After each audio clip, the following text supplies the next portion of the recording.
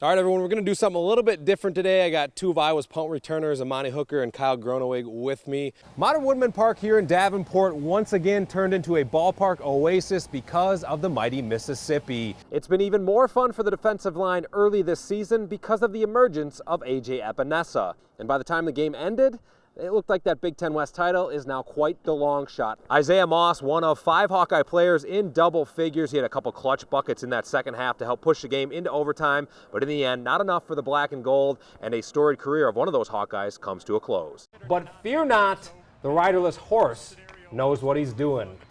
I'm gonna take my horse to the old town road. I'm gonna ride till I can't no more. He keeps riding. He goes the whole entire race without a jockey. And our man who is out there on the court jumping around, holding the camera very steady, I should add, Adam Rossow. He's now at Carver Hawkeye Arena. Adam, take it away.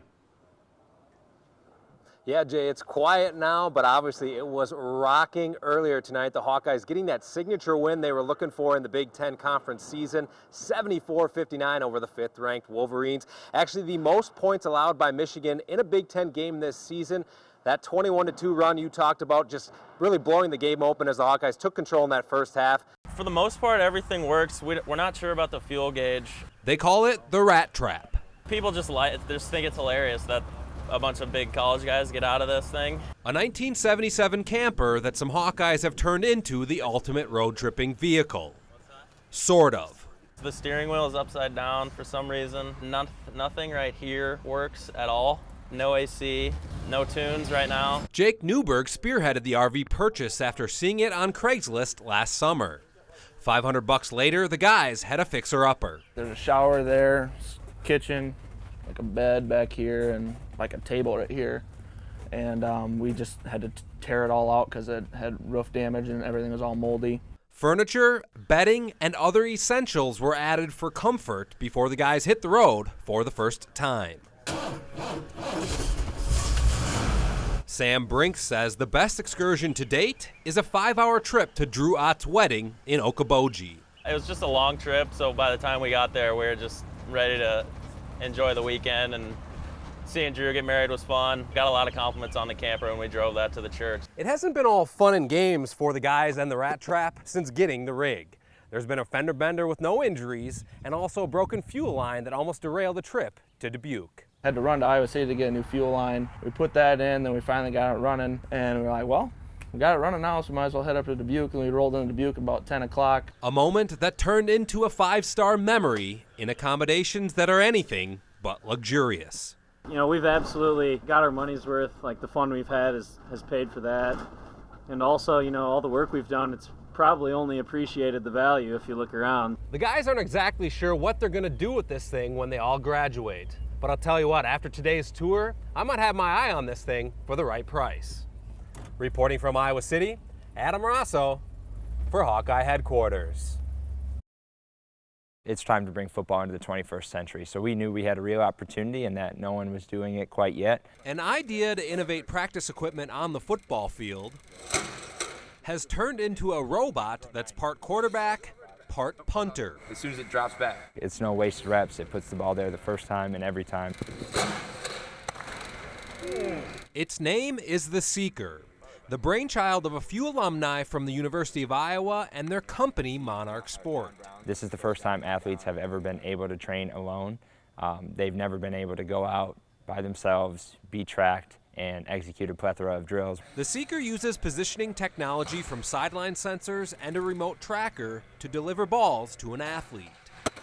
It can also operate like your standard jugs machine, but with upgrades for accuracy.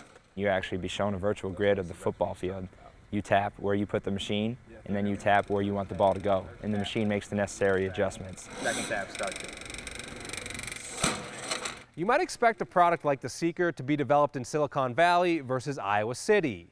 But the Hawkeyes football program and Ben Hansen have been instrumental in turning this thing from a concept into a product in just 3 short years. An email came across to myself, and it was a student at Iowa. The funny thing is, now kind of looking back at it, I almost deleted it. But because of the Iowa connection, Hansen agreed to let the students use the football facility for testing. Literally would be on the field out here with this tiny little prototype. They'd fire it off, mark something down. And yard by yard, the Seeker was developed.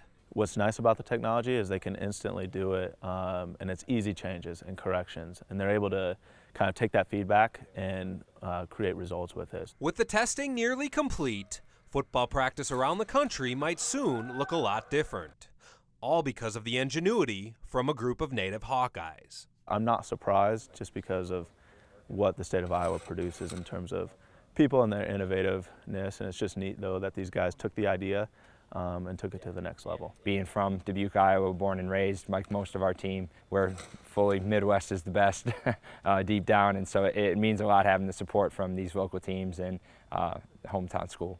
This bad boy right here is the 8th and final prototype that the guys have developed over the past 3 years. The 9th version is the one that Monarch plans to go to market with sometime here later in 2019.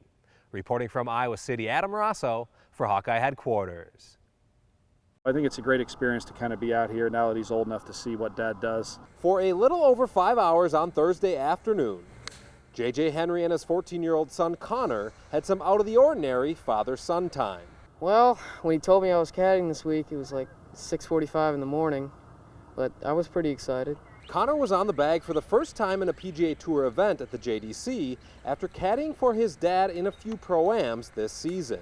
It was kind of the same. I mean, he was telling me how it would be a lot different, but it didn't really feel that much different. But for Dad, it was a day that was years in the making.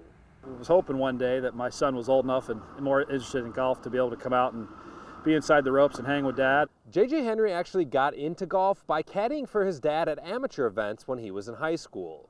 His dad returned the favor when he was trying to make the tour. He caddied for me actually in Q school in '98 when I first got my tour card. So he caddied for me in a couple tour events right when I turned pro. And so to have things almost come full circle, basically, 21 years later. Who knows? So maybe someday he'll be doing it. I'll get a chance to caddy for him. Wouldn't that be something? Passing the family's connection to golf to another generation.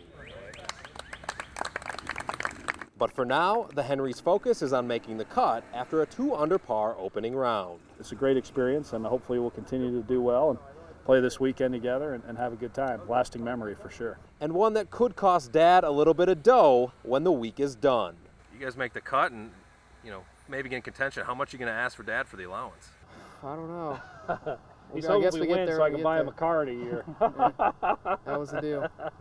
Connor says the toughest thing about Thursday's experience were the hills and the length of the course.